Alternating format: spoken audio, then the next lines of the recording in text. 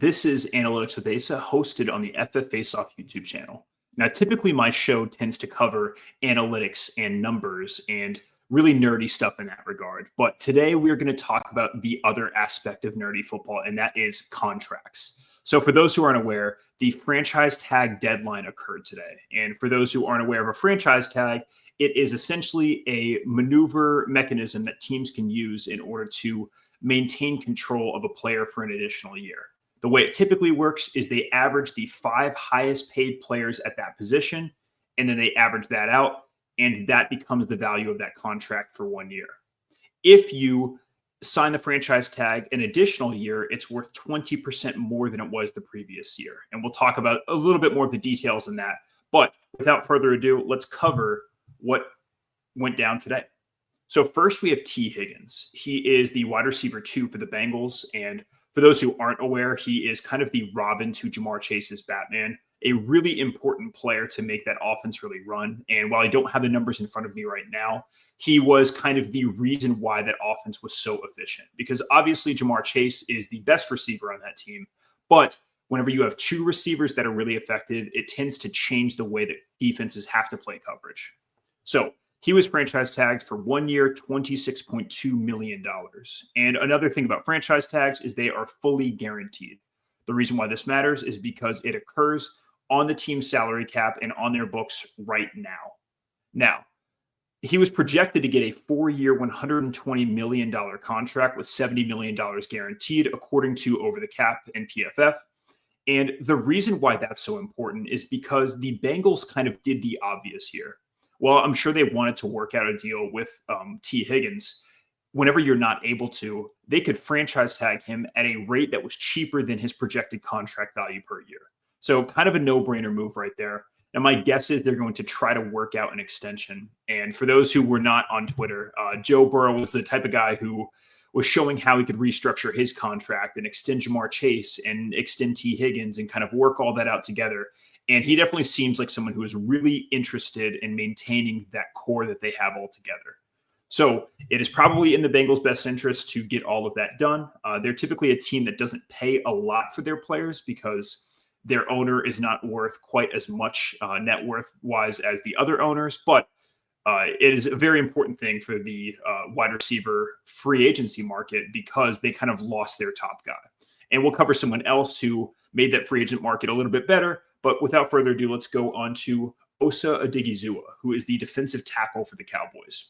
Now, there were reports that came out yesterday and the day before that he was expected to be franchise tagged if they cannot work out a deal with him. Now, luckily for the Cowboys, they were able to re-sign him. And it was actually for a pretty good deal, in my opinion. So his contract value came out at 4 years, $80 million total, with $57 million guaranteed of that $80 million. Now, that's really similar to the projected contract value, a little bit more guaranteed, a little bit less total. So it really works out for the Cowboys. Now, the reason why this is important is because the Cowboys are going to be up against the cap in the coming years. It's because they paid Dak Prescott a lot of money. They re-signed CeeDee Lamb. They've yet to re-sign Micah Parsons, who's going to command a lot of money per year. And so by doing this contract earlier rather than later, they're able to kind of clear their books for now and potentially in the future. But the important part is that they got to this contract before Milton Williams, who is probably the top free agent in the defensive tackle group. So good job on the Cowboys there. Next up, we have Trey Smith. And Trey Smith was arguably the best guard on the free agent market. And I say free agent, he's no longer a free agent because he was franchise tagged. But the Chiefs are really interested in making sure that offensive line works. So to cover the details a little bit, it was a 1-year, $23.4 million fully guaranteed contract for Trey Smith. Now, hopefully they can work out an extension, between now and when he hits free agency next year. But the reason that matters is that Patrick Mahomes was really hounded quite a bit in the Super Bowl. And even throughout most of the regular season, just things did not really look great for that offensive line until they moved Joe Thuney out to left tackle, which is not something you really want to do, is have to move your guard out to tackle because the tackle situation is so bad. But by franchise tagging Trey Smith, they're able to kind of shore up that interior of their offensive line, which is arguably the biggest strength of that team aside from quarterback. And so they're kind of maintaining that strength that they have on that team, which I think is a good move on their regard.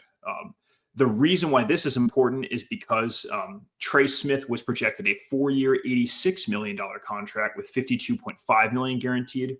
So that's right around market value of the franchise tag. So nothing too surprising there from the Chiefs. It's obvious they want to maintain protection for Mahomes. And so by franchise tagging him, they kind of guarantee they're able to do that for at least one more year.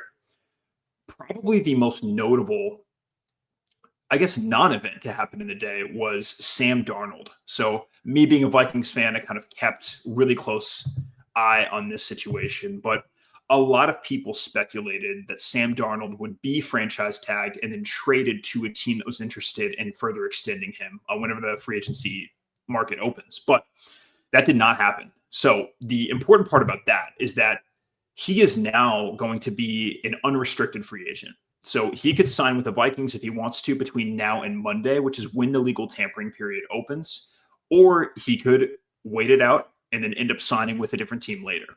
But really what's so interesting about that is that a lot of people speculated that there would be this really high interest in him. And my guess is the Vikings front office, whenever they went to the combine last week, didn't really see much of a trade market that they were anticipating. And so I'm not sure if teams are just kind of downplaying their interest in Sam Darnold in order to not have to pay multiple picks for him in free agency or to get him in the franchise tag, or if they're just more interested in other quarterbacks who may not be quite as expensive.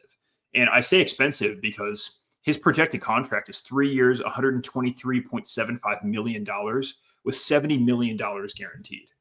Now, what's so interesting about that is the fact that he had a good season, but he had a very bad last 2 games. And I don't know if teams are going to see that and get a little bit spooked. And so because of that, they may choose to not sign him because it is a big financial kind of vote of confidence if you spend a lot of money on a guy that you don't end up trusting. But he's definitely the best quarterback that we have on the market, unless you still believe in, 43-year-old Aaron Rodgers, or at least I think that's how old he is.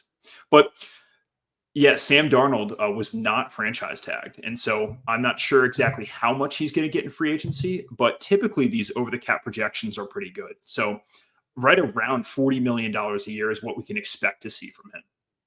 Another guy that was really notable is Javon Holland. So he is a safety from the Dolphins. He's kind of a Swiss Army knife, do-it-all type of safety. And he was not franchise tagged. And the Dolphins are kind of hitting the upper limit of those financial ramifications. They had to pay Tyreek Hill a few seasons ago. They had to pay Jalen Waddle. They had to pay Tua. So those contracts are kind of come and affect the state of that front office. But they did not franchise tag him. Now, the reason that's important is because he's projected 4 years, $98 million with $57.5 million guaranteed. So he is probably going to exit as the highest paid safety in the NFL, or at least close to that. And so whether it be with the Dolphins or whether it be with another team that needs a safety, he could get quite a bit of money in free agency, especially because the only person he's really competing with is Cam Bynum. So he's arguably the best free agent among the safeties. And so that is probably going to lead to a pretty good payday for him. Now, finally, the person who was not franchise tagged or signed, but someone who was cut was Davante Adams. So a lot of people saw this coming. His cap hit, I believe, was around $36 million this year, which is really, really high for a team that's not really meant to compete right now. But he signed a 4-year or a 5-year, $140 million contract, $65.6 million guaranteed in 2022.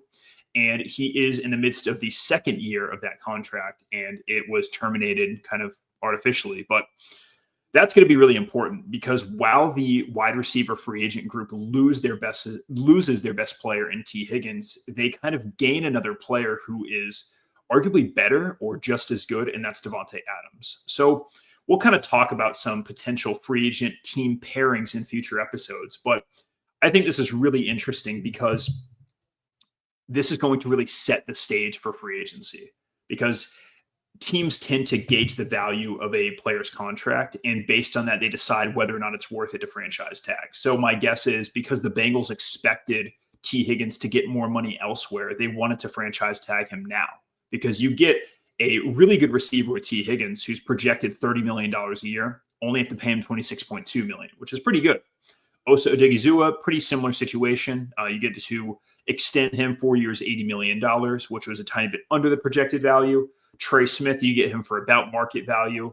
Sam Darnold, get him for nothing. So he may leave the Vikings, and the Vikings may get a comp pick in the future, but we can't really expect that to happen because they should be pretty big spenders in free agency. Javon Holland, the safety, does not get signed. So my guess is he's going to command a lot of money when free agency really hits on Monday. And then Devontae Adams gets cut. So this is really just the tip of the iceberg. There's some other guys that were cut or extended or signed today.